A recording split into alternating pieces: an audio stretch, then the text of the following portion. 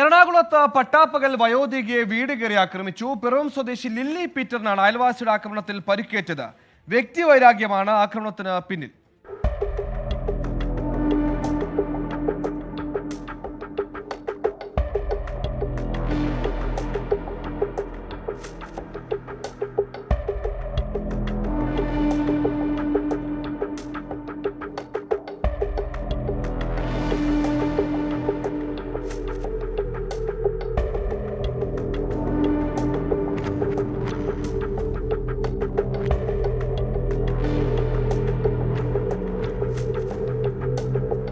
വൈകിട്ട് 5 മണിക്കാണ് സംഭവം.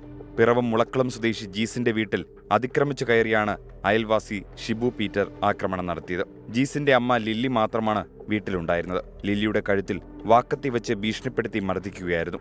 ആക്രമണശേഷം പ്രതി വീടും അടിച്ചു തകർത്തു. മുൻപും ജീസുമായി ഷിബു വഴക്കുണ്ടാക്കിയിരുന്നു. ജീസിന്റെ വാഹനം കത്തിക്കാനും ഷിബു ശ്രമിച്ചിട്ടുണ്ട്. 5 ലക്ഷം രൂപയുടെ നാശനഷ്ടമുണ്ടായതായാണ് വിലയിരുത്തൽ.